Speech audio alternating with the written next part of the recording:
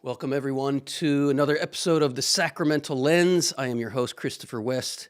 Here we are looking at how this physical world reveals spiritual mysteries. That's what it means to see the world with a sacramental lens. Today, I want to talk about a very delicate subject.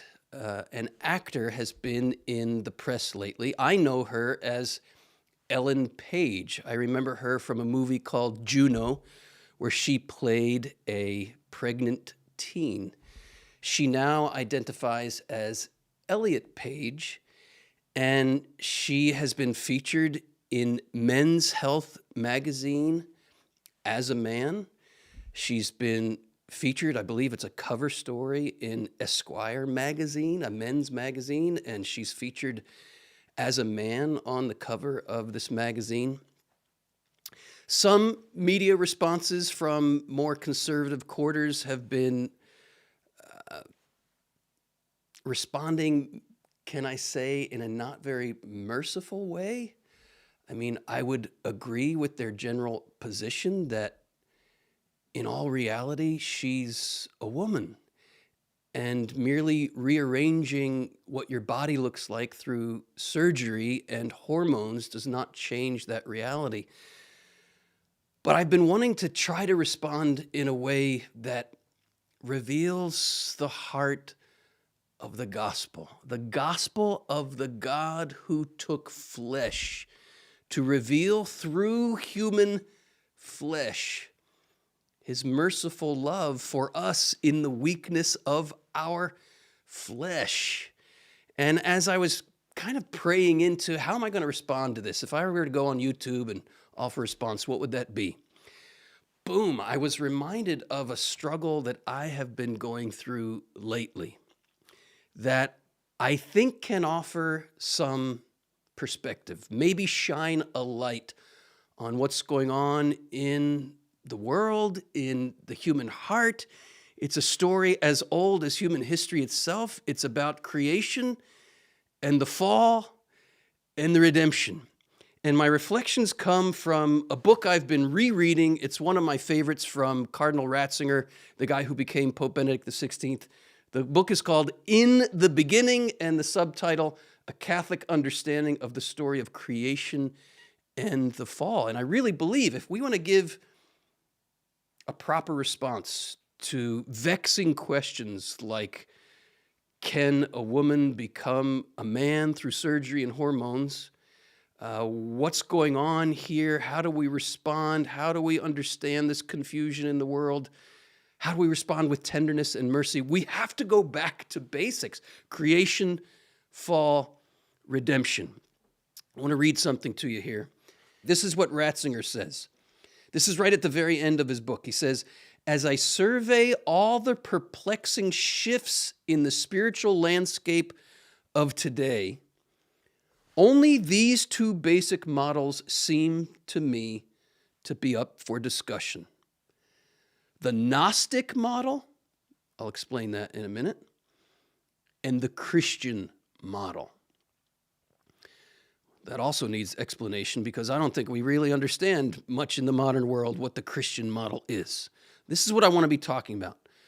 What is the Gnostic model? What is the Christian model?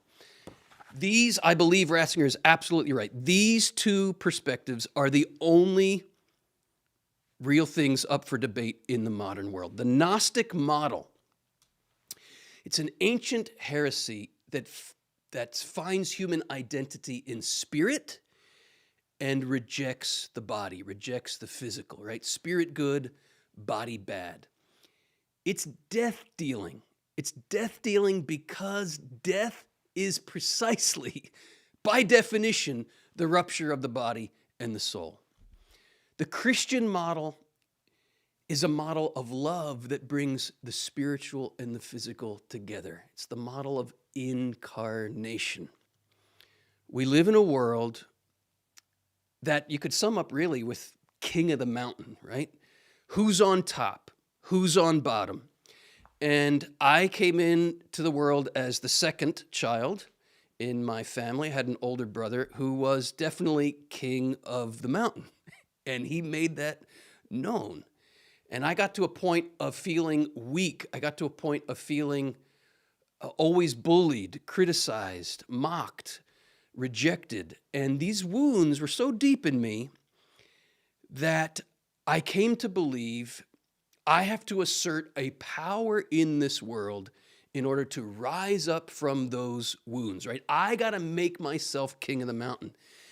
And man, I've had some real painful memories I've had to look at. I was 4 years old when I think I first kind of took on this paradigm of asserting my own power in this world.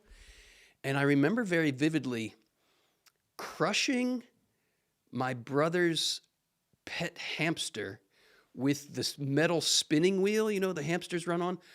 I'm 4 years old. I reached down, grabbed that spinning wheel, and I just crushed the frickin' life out of that hamster.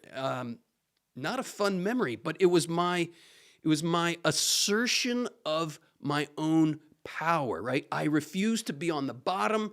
I'm going to be on the top, and anything that is weak, anything that is, weak, I'm going to crush it to assert my power. Ratzinger is so clear in this book that comes from the Gnostic paradigm. I wrote this down in my journal, some reflections from his book, because it just spoke to me and what I am going through. That this paradigm of power, he says, comes from disenchantment with creation. Disenchantment with being a creature. Why are we disenchanted with being creatures? Because we've come to believe that the God who made us, the Creator, is a tyrant with a will to dominate and control us. That's the lie that humanity has believed from the beginning. That's the lie that we believed in the original sin. Symbolized here in the book of Genesis by the serpent. The serpent says to the woman. And why did the serpent approach the woman? This is the key to, I believe, understanding why Ellen Page hates being a woman. It's the inheritance of original sin. We have all come to, at a deep, deep place, and we can barely put our fingers on it, but way inside our humanity, deep in the soul, we have all rejected our creaturely status. And creaturely status is symbolized by the feminine, right? The feminine is a symbol of the creature. Why? Because to be a creature means we are dependent and receptive to the Creator. We are dependent on and receptive to the Creator. The embodiment of that receptivity to our creation is the female body, right? The serpent approaches the woman because, as St. John Paul II says, the woman is the model and the archetype of the whole human race. Because to be human means to open to receive divine love, conceive divine love, and bear it forth. We are the bride. In the spousal analogy of Scripture, humanity is always the bride. God is always the bridegroom. Why?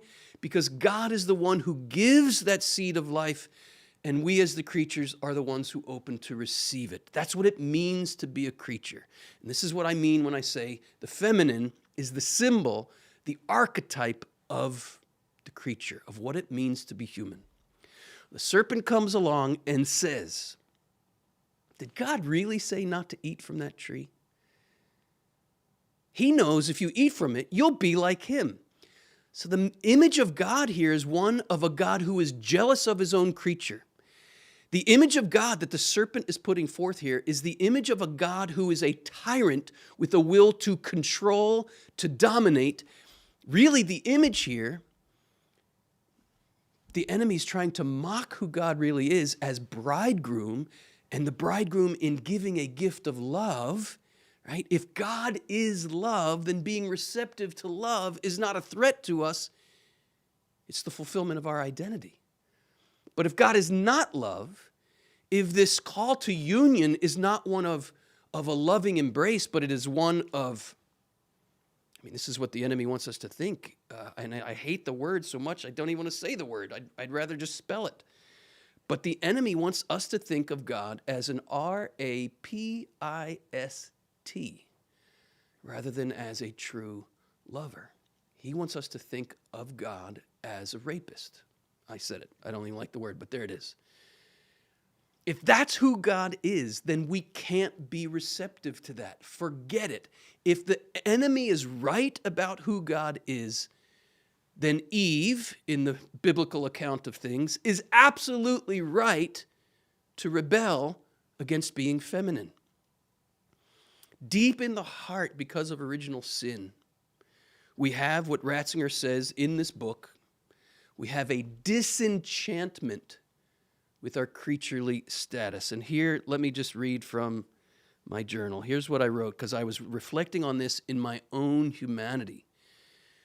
In my desire to want to be king of the mountain, I'm also rejecting my status as a creature. In my crushing of that hamster when I was a little kid, is my rejection of littleness, of weakness, of dependence. Listen to this. When we conceive of power as control rather than as love, if the power behind the universe is control, is domination, rather than the power behind the universe being love, then we're not going to want to be receptive to that. And this is inherently Gnostic. It is a rejection of creation. It is, to quote Ratzinger, it is a disenchantment with creation. And then Ratzinger says right away, the Christian concept of love is the total antithesis of Gnosticism. Because the Christian concept of love embraces the beauty of creation. Christian love means enchantment with creation. It means, to quote Ratzinger, acceptance of myself as his creature, and it means loving the Creator's creation in me. If I can put it in spousal terms, the Christian model, as opposed to the Gnostic model sees power as control and domination. The Christian model sees power as love. It sees power as a God who loves and wants to share the power of his love with us as a gift.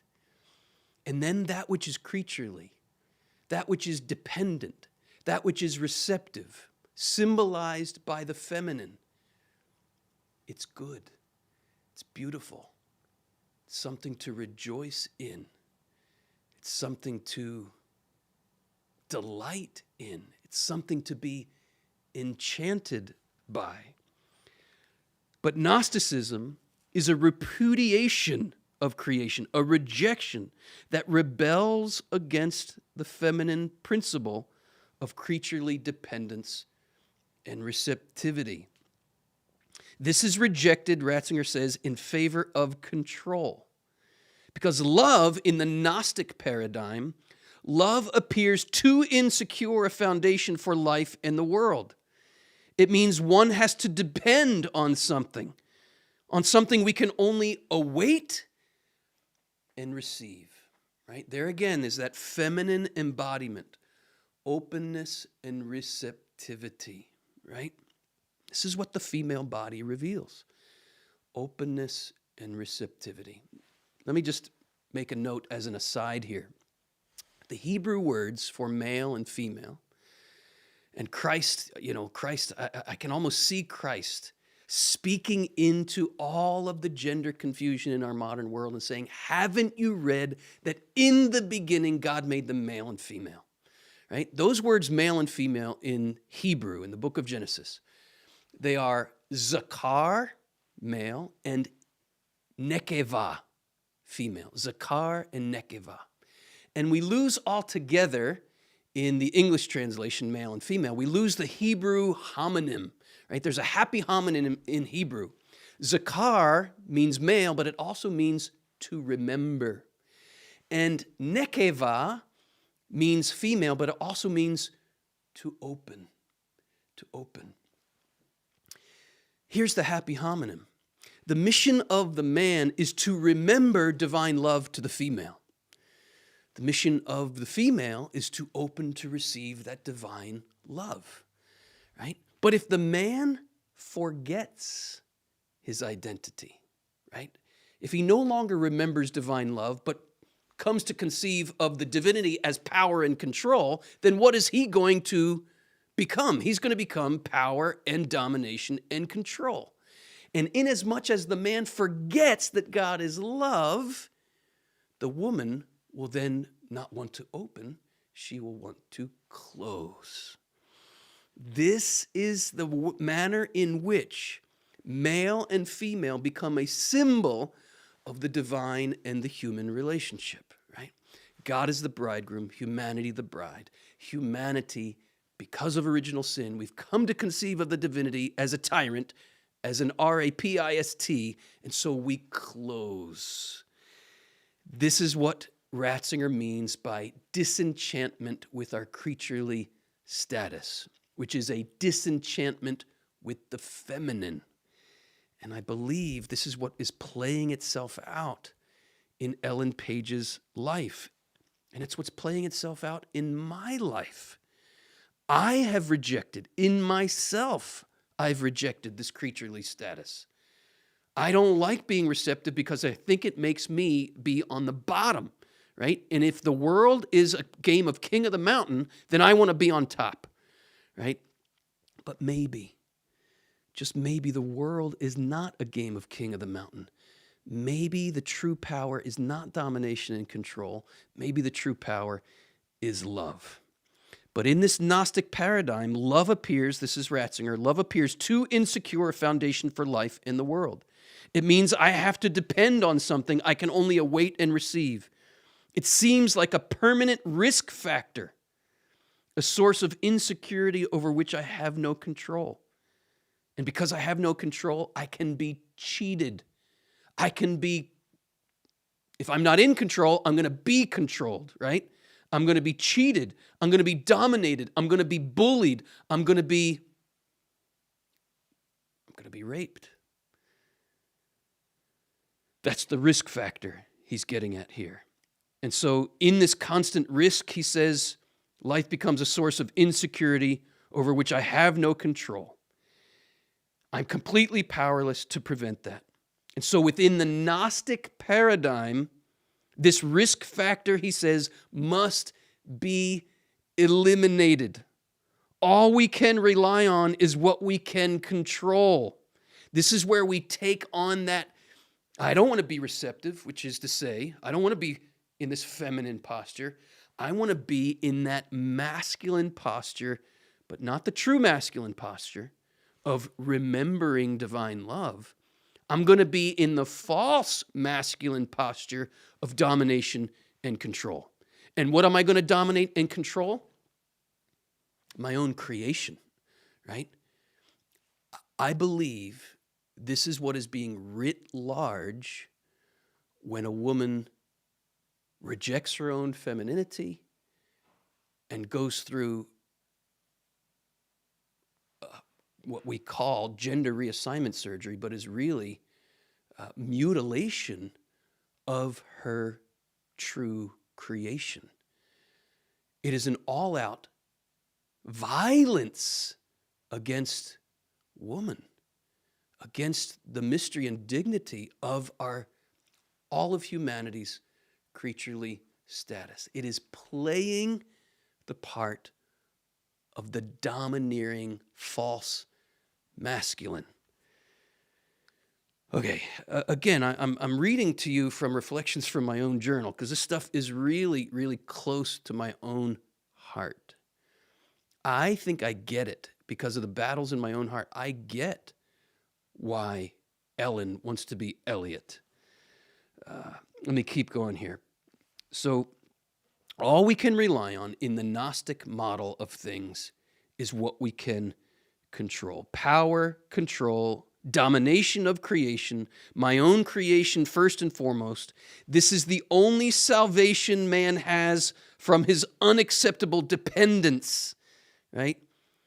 This is what it takes, Ratzinger says, to be on the safe side. I have to dominate. I have to control. Anything that is weak, anything that is going to be on the bottom of the game, king of the mountain, I'm going to dominate. I'm going to control. That's me crushing the hamster, right? But in this way, Ratzinger says, people only succeed in destroying their own creation and their own redemption. We end up here trying to save ourselves, right? We don't want to be dependent on some redeemer to save me. I don't believe in love. I don't believe there's love at the foundation of the universe. I'm my own God. I got to take matters into my own hands. I got to save myself from this unacceptable posture of being open to being dominated. So I'm going to dominate, right? I'm going to be the king of the mountain. The Christian option, Ratzinger says, is the exact opposite. The Christian model is the exact opposite. Human beings are dependent, right? If the Gnostic model is an absolute rejection of being dependent, the Christian model is the honest recognition that I'm dependent. That's what it means to be a creature. Creatures do not create themselves. Please raise your hand if you asked to exist. If you did not ask to exist, I mean, we can't ask to exist. No one can ask to exist. Our existence is a gift. The Christian model is the exact opposite of the Gnostic model of control and domination, because here we recognize humans are dependent. But here's the point. Here's the key to it all. This is Ratzinger. There is nothing degrading about dependence when it takes the form of love. For then it is no longer the diminishing of myself through competition from others who are stronger, right? It's no longer king of the mountain. If the paradigm behind the universe, if the model behind the universe is power as love, a love poured out, then it's okay to be a creature. It's okay to be in that feminine posture. It's okay to be receptive, because that love wants to share itself with me and fill me with all the fullness of God. God is not a domineering, slave-driving, tyrant, rapist. God is a loving, merciful bridegroom who comes to share divine life with the bride. And here, because love essentially takes the form of saying, I want you to exist. Your existence is good. Your creaturely status is good. I affirm your goodness. Then it's okay to be a creature. Then it's okay to be in that feminine posture. Then we come to honor that which is feminine without seeking to dominate and control it. We come to love that which is creaturely because we've come to see that the Creator is love. The Creator loves the creature and does not dominate, does not control the creature, but dies for the creature, loves the creature unto death.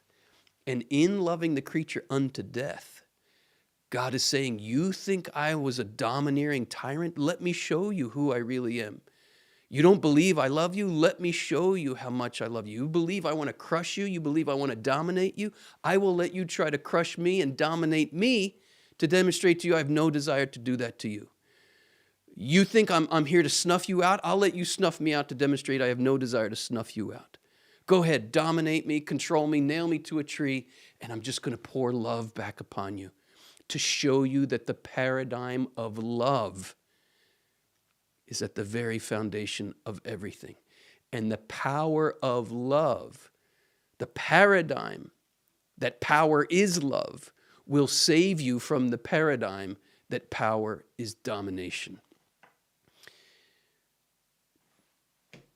If the paradigm is power as domination, then being a creature is utterly threatening. If the paradigm is power as love, then we can open open because the new Adam remembered divine love. If the first Adam forgot his masculine identity, right? Zakar, to remember divine love.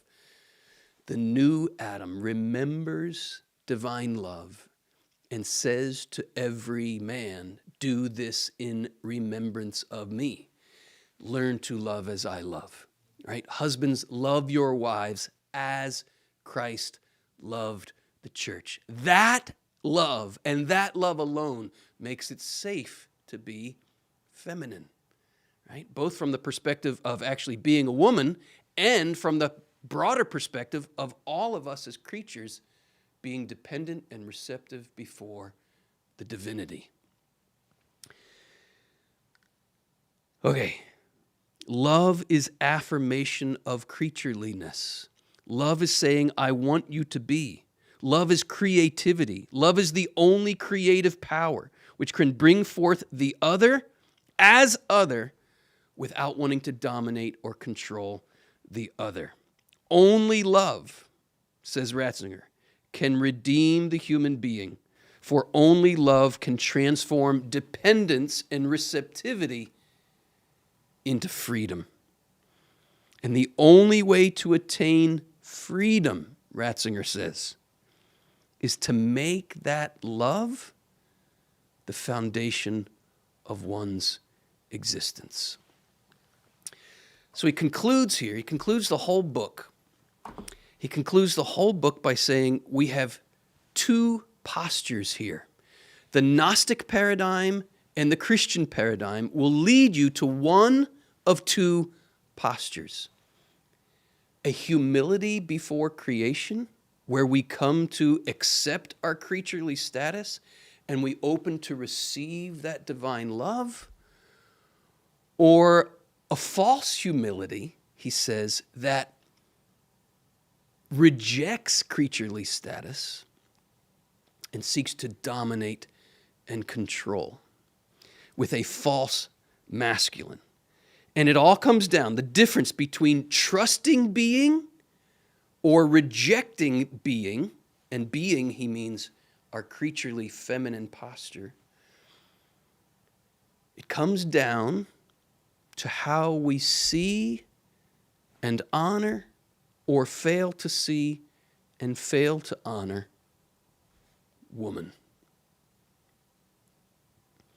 What does woman's body say? If woman's body merely says, I'm vulnerable to being dominated, raped, controlled, manipulated, then who the hell would want to be a woman? Translation, who the hell would want to be a creature? If God is a domineering tyrant, forget it. I'm going to dominate myself. But maybe it's real. Maybe it's real that God is love. And if it is true that God is love, then we live under friendly skies. And it's safe to be a creature. Translated into the male-female paradigm or the male-female imagery, masculine-feminine imagery, it's safe to be feminine. It's safe to be a creature. It's safe to be woman. And we see this precisely in this woman who lived 2,000 years ago named Mary, who knew that God remembered his love and opened to it, trusted against all the fighting all the lies that we all face, that it's not safe to be a creature, that it's not safe to be feminine. She said, I don't believe it. I believe in the God who is love. And she opened and was able to rejoice in being a creature. She was able to rejoice in being a woman. What are the chances that Elliot Page is what she prefers to go by? What is the chance that Elliot is watching this video? Probably slim to none. But if you are, may I speak to you May I speak to the real you, the you that has really suffered like we all suffer to some degree, but you in a particular way have suffered so greatly in this fallen world, suffered as a woman, being in this paradigm of king of the mountain where you've been bullied, where you've been dominated, where you've been controlled, where you've been so wounded in being a woman that you thought the only way out of that horror was to get yourself on top and be in control and dominate your own body to the point that you reconfigured it to look like a man, to claim a safety in this broken world, to claim a semblance of security in this very insecure, scary, painful world. I want to speak to you. I want to speak words that propose. I'm not here to impose anything, but I want to propose to you, my dear sister, that the paradigm that defines the universe is not one of domination and control. It's one of merciful, tender love of the creature, love of what is feminine, love of what is dependent and receptive. And if that's the paradigm behind the universe, merciful love, then that love is with us in our misery. Because that's what mercy, the Latin misericordia, actually means. A heart that gives itself to those in misery. My dear sister Ellen, I know something of that misery because I'm a human being too.